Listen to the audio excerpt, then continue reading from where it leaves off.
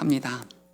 이 시간 함께 봉독한 말씀 창세기 37장 1절부터 11절 이 말씀으로 요셉의 하나님이라는 제목으로 함께 은혜를 나누기 원합니다. 한 방송 출연자가 길거리에서 만난 어린아이에게 커서 훌륭한 사람이 되라 라는 상투적인 말로 인사했습니다. 이때 함께 출연한 가수 이유리 씨, 혹시 아시나요? 가수 이유리 씨? 이유리 씨가 그 말에 이렇게 대꾸를 해서 큰 화제가 되었습니다. 무슨 훌륭한 사람이야? 그냥 아무나 돼. 혹시 이야기 들어보신 분 계십니까? 당시 많은 사람이 이 말에 역시 쿨한 언니라고 이효리 씨를 치켜 세웠던 기억이 있습니다. 근데 어떻습니까? 만약 누군가 여러분의 자녀에게 커서 그냥 아무나 돼 라고 말한다면 기분이 어떨 것 같습니까? 로운아, 커서 아무나 돼.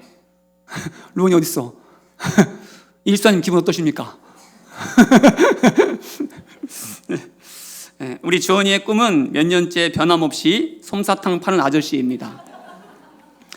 그런 주원이의 모습을 보면 겉으로는 그냥 웃지만 솔직히 속으로는 진짜로 커서 솜사탕 파는 아저씨가 되면 어떻게 하나라는 걱정이 조금은 있습니다. 오늘 우리가 봉독한 본문의 주인공은 요셉이죠. 그리고 많은 사람들이 요셉을 좋아합니다. 요셉을 꿈의 사람, 비전의 사람이라면서 우리의 자녀들이 요셉처럼 되기를, 요셉처럼 성장하기를 기대하며 기도합니다. 그런데 우리가 요셉을 좋아하는 이유가 무엇입니까? 왜 야곱처럼 되기를, 왜 야곱처럼 성장하기를 기도하지 않고 꼭 요셉처럼 크기를, 요셉처럼 성장하기를, 심지어 많은 사람들이 아이의 이름을 요셉이라고 이름을 또 짓기도 할까요? 그가 단지 꿈의 사람이었기 때문입니까? 그가 비전을 품고 그 모든 역경을 다 이겨낸 훌륭한 인물이기 때문에 그렇습니까? 아주 솔직히 요셉이 결국은 총리가 되기 때문에 요셉을 좋아하는 것 아닙니까? 그렇게 요셉처럼 우리의 자녀들도 총리가 되었으면 하는 마음에, 그렇게 세상에서 인정받고 존경받는 사람이 되었으면 하는 마음에 요셉을 좋아하는 것 아닙니까? 그렇게 결코 아무나 되지 않기를 간절히 바라는 마음으로 요셉처럼 되게 해달라고 기도도 하는 것 아닙니까? 그렇죠, 일일 집사님? 신학 공부를 막 시작했을 때에 어느 날 어떤 목사님이 제게 요셉의 꿈이 몇 살 때에 이루어졌는지를 물어본 적이 있습니다. 여러분께 여쭙겠습니다. 요셉의 꿈이 몇 살 때 이루어졌습니까? 30살. 왜 그렇죠? 다른 분들은 전혀 왜 뭔가 좀 이게 티키타카가 있어야 되는 이게 답이 없으시니까 30살. 왜 30살 때 요셉의 꿈이 이루어졌다고 답을 하셨을까요? 요셉이 뭐가 됐죠?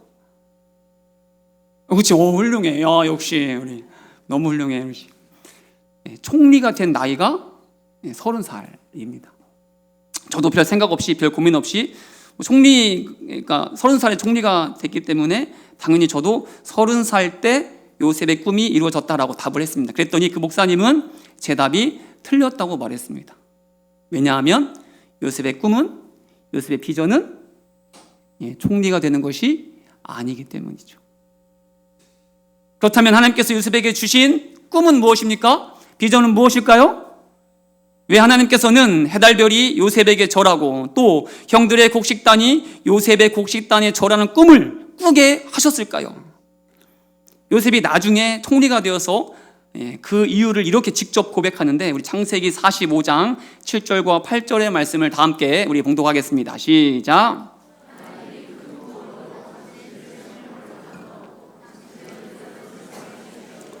나를 당신들보다 먼저 보내셨나니 그런즉 나를 이리로 보낸 이는 당신들이 아니요 하나님이시라. 하나님이 나를 바로에게 아버지로 삼으시고 그 온 집의 주로 삼으시며 애굽 온 땅의 통치자로 삼으셨나이다. 그렇습니다. 아멘.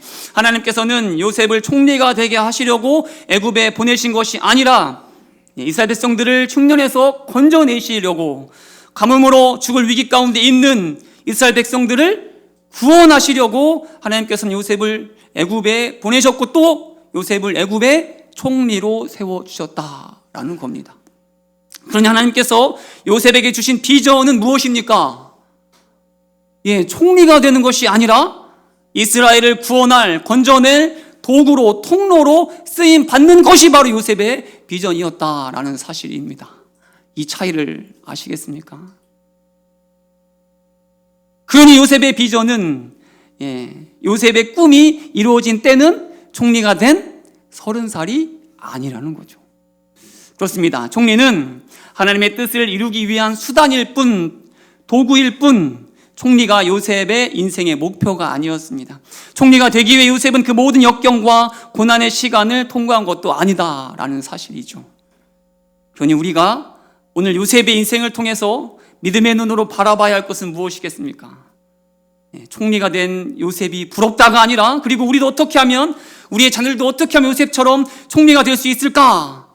사람들에게 인정받고 높임받는 사람이 될 수 있을까도 아니라, 작정하신 일을 반드시 이루어내시는 하나님, 요셉에게 꿈을 통해 보여주신 그 일을 온전히 이루어내시는 그 하나님을 요셉의 일생을 통해, 요셉의 삶의 여정을 통해 우리는 믿음의 눈으로 바라볼 수 있어야 한다라는 사실입니다. 믿으십니까?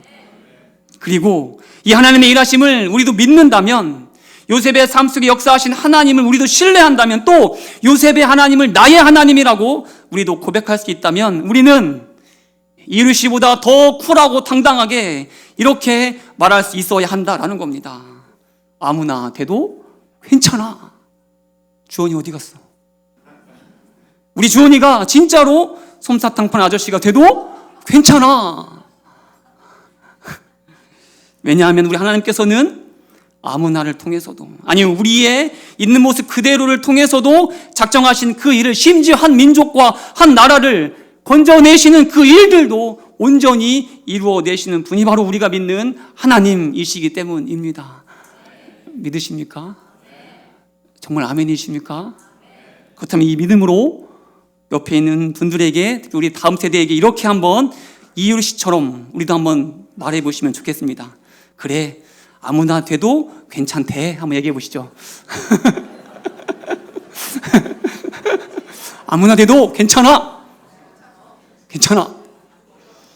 이렇게 말씀드리면 분명히 대충 살아도 된다라고 우리 아이들이 오해할 수 있으니까 이렇게 다시 한번 축복하며 말해 주시기 바랍니다. 하나님이 너를 통해 일하실 거야. 하나님이 집사님을 통해, 권사님을 통해, 장로를 통해 일하실 겁니다. 예, 맞습니다. 하나님이 우리를 통해, 우리의 어떠함을 통해서도 일하시는 분이다라는 사실을 꼭 기억하는 우리 모두가 될 수 있길 축복합니다. 그렇습니다. 요셉의 하나님이 우리의 하나님, 나의 하나님이심을 믿으십니까? 믿으십니까?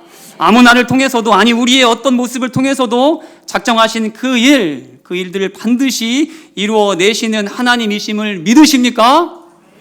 그렇다면 우리가 해야 할 일이 무엇이겠습니까? 특별히 저를 포함해서 자녀를 둔 우리의 부모님들이 꼭 해야 할 일이 무엇이겠습니까? 오늘 말씀을 준비하면서 하나님께서 요셉을 향한 비전을 이루어 가실 때 가장 큰 걸림돌이 무엇일까를 한번 생각해 봤습니다. 무엇일 것 같습니까? 어떤 것이, 혹은 누가 요셉의 비전을 하나님께서 이루어 가실 때에 가장 큰 방해물, 가장 큰 걸림돌이 될 것 같습니까? 누구겠습니까? 누구겠습니까? 주성이 눈 크게 뜨고. 누구겠습니까? 오래전에 회자되었던 말 중에 헬리콥터 맘이라는 단어가 있었어요. 혹시 기억나십니까? 헬리콥터 맘. 뭐냐면 헬리콥터처럼 부모님들이 자녀의 위를 이렇게 떠다니다가 자녀를 늘 주시하다가 자녀가 어려움에 처하면 어떻게 할까요? 언제나 어디서나 착륙을 해서 도와주는 거예요. 슈퍼맨처럼 나타나서 도와주는 엄마를 헬리콥터 맘이라고 불렀던 적이 있습니다. 혹시 이 자리에 헬리콥터 맘이었던 분들 많이 계시지요? 그런데 다른 누군가가 아니라 야곱이야말로 그 누구보다 이런 헬리콥터 맘이지 않았을까요? 아니, 야곱이야말로 헬리콥터 데디라고 불리지 않았겠습니까? 왜 그렇습니까? 오늘 본문 3절 말씀, 우리 3절 말씀을 다시 한번 다 함께 봉독하시죠. 시작. 요셉은 노년에 얻은 아들이므로 이스라엘이 여러 아들들보다 그를 더 사랑함으로 그를 위하여 채색 옷을 지었더니, 요셉은 야곱이 노년에 낳은 아들이었습니다. 귀한 늦둥이 아들이었습니다. 그것도 야곱이 가장 사랑하는 라헬로부터 얻은 아들이었습니다. 그래서 말씀은 그런 요셉을 다른 아들들보다 어떻게 했다고요? 더 사랑했다. 말로만 사랑한 것이 아니라 어떻게 했습니까? 그치, 야곱에게만 채색 옷을 입혀 주었다. 그만큼 야곱은 요셉을 편애했다라는 것을 보여주는 거죠. 그러니 당연히 야곱도 헬리콥터맘처럼 늘 요셉의 일거수일투족을 주시하면서 행여 어떤 어려움이 닥치지는 않을까, 행여 요셉의 삶에 어떠한 고난이 닥치지는 않을까 늘 요셉 주변을 맴돌지 않았겠습니까? 그러니 이런 야곱이 요셉을 키웠다면 요셉이 어떻게 되었겠습니까? 요셉이 애굽의 총리가 되는 그 일이 과연 가능했을까요? 그래서 이스라엘 백성을 구원하시려는 하나님의 계획이 온전히 이루어졌을까요? 그래서 우리 하나님 어떻게 하십니까? 요셉을 어떻게 하셨습니까? 멀리 보내는 겁니다. 야곱이 손도 쓰지 못하도록, 아니 아예 요셉이 죽었다고 생각하도록 이 모든 일들을 만들어 내는 것이죠. 그리고 난 후 요셉을 누가 키워내십니까? 누가 요셉 하나님의 사람으로 요셉답게 만들어 가십니까? 창세기 39장 3절의 말씀 우리 다 함께 묵독합니다. 시작. 그의 주인이 여호와께서 그와 함께 하심을 보며 또 여호와께서 그의 범사에 형통하게 하심을 보았더라. 아멘. 또 39장 21절도 묵독합니다. 시작. 여호와께서 요셉과 함께 하시고 그에게 인자를 더하사 간수장에게 은혜를 받게 하시며, 23절도 묵독합니다. 시작. 간수장은 그의 손에 맡긴 것을 무엇이든지 살펴보지 아니하였으니 이는 여호와께서 요셉과 함께 하심이라. 여호와께서 그를 범사에 형통하게 하셨더라. 아멘. 누가 요셉을 키워 가셨습니까? 언제나 요셉과 함께 하시는 하나님께서 요셉을 키워내신 겁니다. 요셉을 형통의 길로 인도하신 겁니다. 그래서 결국은 작정하신 자리 요셉을 세우셔서 한 민족을 구원하는 위대한 일에 요셉을 사용하셨다라는 사실이죠. 성경 속에서 하나님께 귀하게 쓰임받은 인물 중에 모세, 사무엘, 다윗, 그리고 오늘 본문의 요셉의 공통점이 무엇인지 아십니까? 모세와 사무엘과 다윗과 본문의 요셉, 어떻게 이들이 하나님의 사람으로 꼭 필요한 자리에 쓰임을 받을 수 있었을까요? 심지어 한 나라 한 민족을 구하고 이끄는 지도자의 자리에 설 수 있었을까요? 저는 말씀 묵상하며 이들이 일찍이 부모의 손에서 떠났기 때문에 가능하지 않았을까라는 생각을 해봤습니다. 정확한 신학적인 뭐는 아닌데 묵상 가운데 공통점이 그거지 않습니까? 단지 떠난 것으로 그친 것이 아니라 이들의 삶을 온전히 하나님께 내어 맡겼기 때문에 가능한 일이 아니었을까? 그렇습니다. 사람의 손이 많이 탈수록, 부모의 손이 많이 갈수록 자녀는 하나님과 더 멀어지게 됩니다. 자녀를 향한 사람의 관심이 높아질수록 하나님을 향한 자녀의 관심들은 낮아집니다. 우리가 자녀들에게 채색 옷을 입힐 그때에 우리의 자녀들은 하나님이 입혀주시는 형통의 옷을 입지 못하게 된다라는 사실입니다. 왜 그렇습니까? 사람이, 부모가 하나님의 자리에 앉게 되기 때문이죠. 하나님의 자리를 대신하기 때문입니다. 그래서 하나님이 아니라 사람을, 우리 부모를, 여러분들을, 우리의 자녀들이 더 의지하게 되기 때문이죠. 그러니 요셉의 하나님을 믿으신다면, 요셉을 형통의 길로 인도하시는 하나님을 믿으신다면, 모세를, 사무엘을, 다윗을 키워내신 하나님을 믿으신다면, 그래서 그 믿음으로 우리의 자녀들이 아무나 돼도 괜찮다라는 이 믿음의 고백을 하셨다면, 이제는 그 믿음으로 하나님께 자녀를 내어 맡기는, 그리고 자녀를 위하여 더욱더 믿음으로 간절히 기도로 나아가는, 자녀를 위하여 믿는 자의 본을 보이길 애쓰는 우리 부모님들 되시길, 우리 기흥의 모든 어른이 되시길 간절히 축복합니다. 그럴 때 우리 자녀들이 형통의 길, 가장 좋은 길, 가장 완전한 길로 인도하시는 하나님을 나의 하나님으로 고백하게 될 줄 믿습니다. 우리의 자녀들이 하나님께서 작정하신 자리에 하나님을 드러내는 자로 귀하게 쓰임받게 될 줄 믿습니다. 설교 전에 불렀던 찬양 중에 나의 가는 길이라는 찬양이 있습니다. 이 찬양은 미국의 예배 인도자인 돈 모엔이라는 아주 유명한 예배 인도자 분이 만든 곡인데요. 오늘날 늦은 밤에 이 돈모에 있는 장모님으로부터 한 통의 전화를 받습니다. 처형 가족이 여행 중 돌아오다가 교통사고를 당해서 9살 조카는 차 밖으로 튕겨나가 그 자리에서 이제 죽게 되었고, 나머지 가족들도 모두 심각한 중상을 입었다라는 비극적인 소식을 듣게 됩니다. 이 소식을 듣고 이 돈모에는 어떤 말로 위로할까 한참을 눈물로 기도하다가 우리가 앞서 불렀던 이 찬양, 나의 가는 길이라는 찬양을 만들어서 이 찬양으로 위로의 말을 대신했다라는 이야기를 알게 되었습니다.